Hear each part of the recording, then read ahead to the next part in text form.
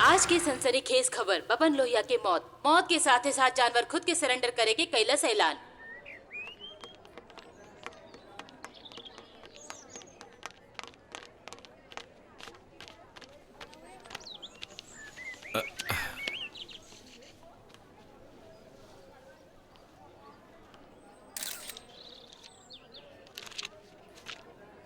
आज जानवर अपने आप के सरेंडर करे आवा था। चलिए एसपी साहब से जानल जा जानवर के सरेंडर करे के बारे में। पूछी। अच्छा तो एसपी साहब ये बताई, इतना दिन से असफल हो रहा ऑपरेशन जानवर और आज जानवर खुद चल के सरेंडर करे आवा था। रघु एकरे बारे में का कहल चाहता नहीं? हाँ सर बताई ना। एक मिनट। हाँ, आज जानवर खुद के सरेंडर करे आ रहल बा। आई है सरेंडर के साथ बरसों से चलत आ रहल ऑपरेशन जानवर आज पूरा हो जाए। ऑपरेशन जानवर भइल सफल। जेके सफल बनेलस खुद जानवर खुद के सरेंडर करके। ई रहल जानवर के सरेंडर अपने के टीवी स्क्रीन पर।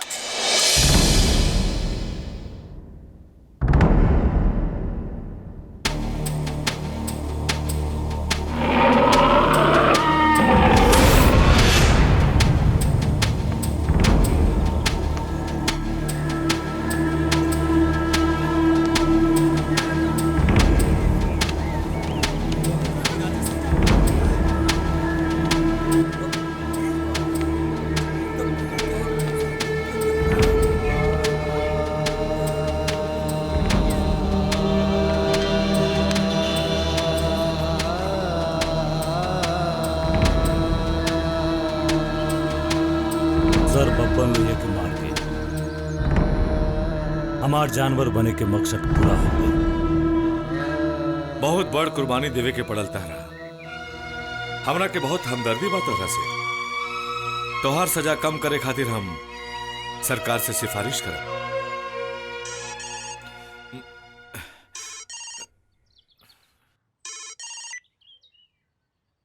हेलो। हम बब्बन लोहिया बोला तानी एसपी पांडे। चौंकाना, ध्यान से सुना। विराज के सजा कानून ना हम निश्चित करब। हम और विराज तोरे सामने खड़ा बा, ओकरा के हमरा पास भेजा। ये ना हो सकेला, कबो ना होई। हो सकेला एसपी, अगर हम तोहरा से कहीं कि तोहार जवान बिटिया हमरा कब्जे में भी आ, तब कान खोल के सुन ले बब्बन लोहिया। अपन फर्ज खातिर अपन बेटी भी कुर्बान, बेटी भी कुर्बान, बेटी भी कुर्बान। बेटी कुर्बान बा।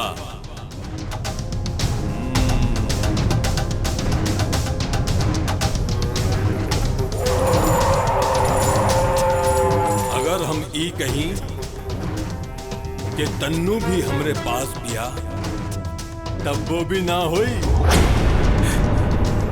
तन्नू, तन्नू।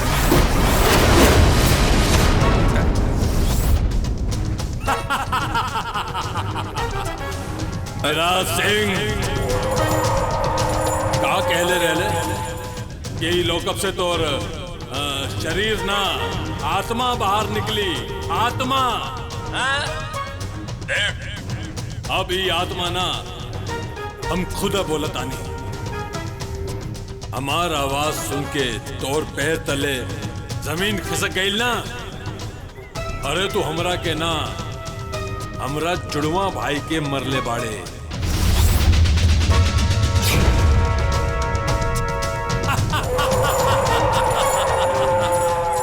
अब ध्यान से सुन, तोहार कमजोरी हमरे पास बा। हमरे पास बा तोहार कमजोरी। हमरे पास बा तोहार कमजोरी। विराज सिंह, अगर तू 1 घंटा के अंदर हमरा अड्डा पर ना आइले तो हमरा भीतर के जानवर जाग जाई और फिर तू समझ ले तोर मासूका आ तोरी कमसिन कली के का होई ई सोच ले। चुप चुप चुप, काला कुत्ता कमीना। अपने आप के बहुत होशियार समझता रे। तका एक पुलिस अफसर तोरा जैसे ना सोच सकेला। हमरे पास का कहता रे? तोर कमजोरी लल्लन जिंदाबाद जिंदाबाद। लल्लन जिंदाबाद।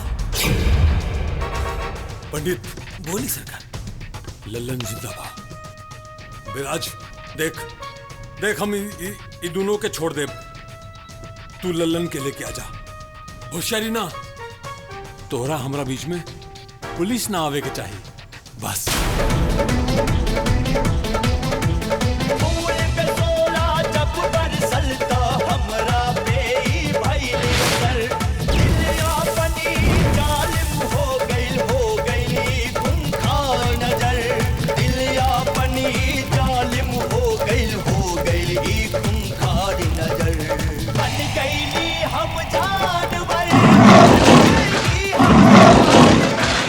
फंस गईले बब्बन, ते तो फंस गईले।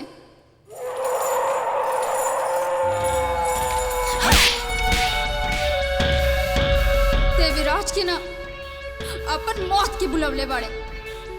तो हर चेहरा पर हम तो साफ मौत देखा तानी, एकदम साफ। हमार मौत ना, तोर विराज मौत के मुंह में आ रहल बा।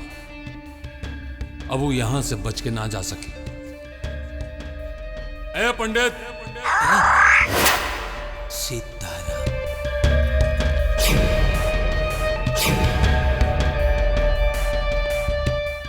का बोला तारे पंडित? तोहार पत्रा। बबन बाबू, हम रउआ माथा पर मौत देखो तनी माला फेर के।